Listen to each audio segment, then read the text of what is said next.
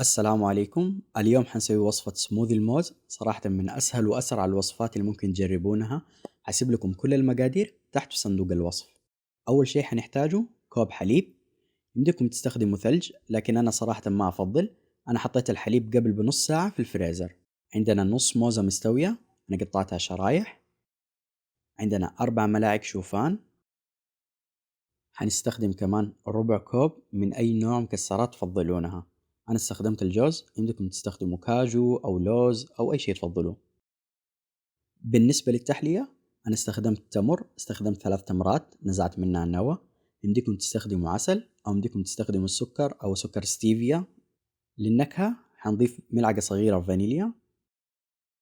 آخر مكون معانا واللي هو اختياري، هنستخدم ملعقة صغيرة من القرفة ورشة ملح.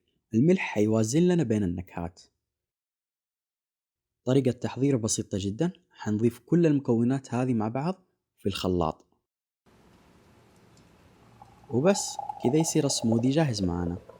أتمنى أنكم تجربوا الوصفة. إذا عجبتكم لا تنسوا اللايك والاشتراك في القناة. أشوفكم المقطع الجاي.